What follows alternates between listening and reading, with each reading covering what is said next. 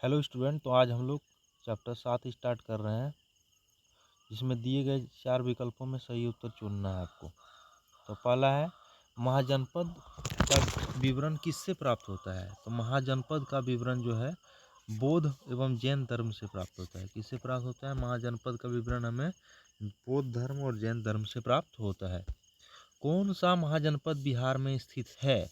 तो कौन सा महाजनपद बिहार में स्थित है? इनमें से ऑप्शन जो था उनमें से अंग महाजनपद था। राजा भूमि के उपज का कितना हिस्सा लेता था? 1/6 यानी छठा हिस्सा लेता था। कितना हिस्सा? छठा हिस्सा लेता था। मगध के शक्तिशाली अजातशत्रु की राजधानी कहाँ थी? अजातशत्रु की राजधानी कहाँ थी? तो राजगृह थी। कहाँ थी? राजगृह थी। निम्नलिखित में से कौन राजगृह था? तो मगध में ही राजगृह था। कहाँ था? मगध में। चलिए, खाली स्थान को भरें। अवंती का राजा प्रद्योत था। कौन था? प्रद्योत था। प्रद्योत था। प्रद्योत था। बजी संघ की राजधानी कहाँ थी? वैशाली थी। बजी संघ, ब से बजी संघ, ब से वैशाली थी। दिए गए 4 विकल्पों में से तो महाजनपद का विवरण कहाँ था? बौद्ध जैन धर्म अंग क्षेत्र में बिहार में है। छठा हिस्सा लेता था राजा। राजगृह मगध की राजधानी थी और राजगृह कहाँ था? तो मगध में था। ये हम लोग ऑप्शन पढ़ लिए। अवंती का राजा कौन था? प्रद्योत था। वजी संघ की राजधानी वैशाली थी। राजा, अब प्रश्न है कि राजा को कर की आवश्यकता क्यों पड़ी? उस काल में कौन कौन लोग कर चुकाते थे? तो यह प्रश्न का जवाब यह है कि राजा को कर की आवश्यकता इसलिए पड़ी। क्यों पड़ी भाई? क्योंकि उसे अपनी सेना, प्रशासन, राज्य के अन्य कार्यों जैसे कि किला का निर्माण, सड़क का निर्माण, जन कल्याण के कार्यों के लिए धन की आवश्यकता थी, है ना। उस काल में मुख्य रूप से किसान, व्यापारी, शिल्पकार कर चुकाते थे। कौन चुकाते थे? किसान चुकाते थे जो अनाज उपजाते थे। व्यापारी और शिल्पकार। शिल्पकार मतलब शिल्प कला, ये कलाकारी करने वाला। किसान अपनी उपज का एक हिस्सा कर के रूप में देते थे। व्यापारी व्यापारी व्यापार का कर देते थे। शिल्पकार उत्पाद का कर चुकाते थे। तो ये सब कर चुकाने वाले थे। अब महाजनपद के राजा अपनी राजधानी की किलाबंदी क्यों करते थे? तो इसलिए करते थे कि महाजनपद के राजा अपनी राजधानी का किलाबंदी इसलिए करते थे ताकि वे शत्रुओं के आक्रमण से सुरक्षा कर सके। अपनी सुरक्षा किससे कर सके? शत्रुओं के आक्रमण से कर सके।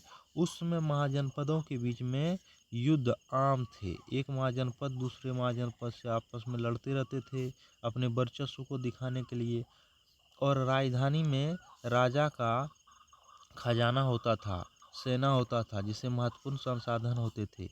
इसलिए किलाबंदी से राजधानी को सुरक्षित किया जाता था ताकि शत्रु आसानी से प्रवेश ना कर सके। मगध के उदय में प्राकृतिक संपदा की क्या भूमिका थी? बताओ, मगध की उदय में प्राकृतिक संपदा की क्या भूमिका थी? हाँ, मगध में प्राकृतिक संपदा की मुख्य भूमिका थी, है ना। मुख्य भूमिका थी उसके उदय में, क्योंकि मगध की भूमि उपजाऊ थी, तो प्राकृतिक रूप से उपजाऊ थी, जिसके कारण यहाँ भरपूर अनाज मिलता था, पैदा होता था, जो बड़ी सेना और जनसंख्या को भोजन प्रदान कर सकता था। इसके अलावा भी मगध में लोहे की खदानें भी थी। मगध क्षेत्र में लोहे की खदानें भी थी, जिसमें हथियार और औजार बनाए जा सकते थे। मगध का भौगोलिक स्थिति अनुकूल थी, क्योंकि यहाँ गंगा नदी के किनारे बसा हुआ था, जिससे व्यापार और परिवहन भी आसान था। इस प्रकार से मगध को प्राकृतिक रूप से भी मगध के लिए अच्छा था, है ना। तो मगध के लिए प्राकृतिक संपदा की भूमिका महत्वपूर्ण थी। मगध के उदय में प्राकृतिक संपदा की मुख्य भूमिका थी, ये बात सही है।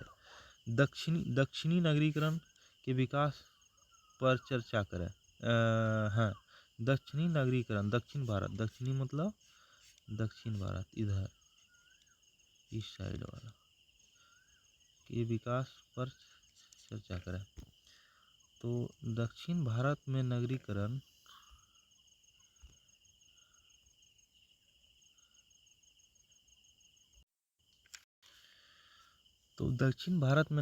का मुख्य रूप से सातवाहन, चोल, चेर, पांड्य जैसे राजाओं के उदय के साथ हुआ।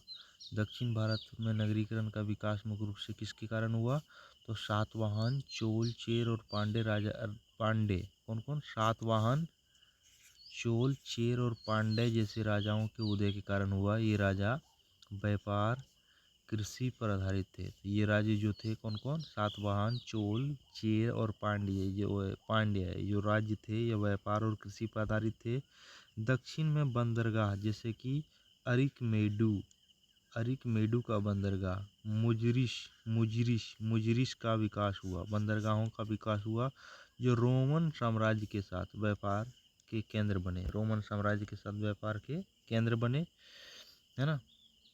ग्रीस के साथ व्यापार का केंद्र बने, रोम के साथ व्यापार का केंद्र बने। यहाँ के नगर जैसे मुदेर यहाँ का दक्षिण का मुख्य राज्य था। कांचीपुरम था, तंजावुर था। ये सांस्कृतिक, धार्मिक और व्यापारिक केंद्र भी बने। मुंदेर, कांचीपुरम आदि अलग अलग प्रकार की मंदिरें यहाँ पाई जाती है। कांचीपुरम, तंजावुर में। संगम साहित्य में इन नगरों का वर्णन मिलता है। मुंदेर, कांचीपुरम, मुंदरे, कांचीपुरम और तंजावुर। संगम साहित्य में इसका वर्णन मिलता है। संगम साहित्य दक्षिण भारत का साहित्य है, उसमें इसका वर्णन मिलता है। मंदिरों और बाजारों ने नगरीकरण को बढ़ावा दिया। मंदिरों और बाजारों ने क्या किया? नगरीकरण को बढ़ावा दिया। प्रश्न 1 के आधार पर यह पूछें कि नंद वंश ने किन किन को चुनौती दी।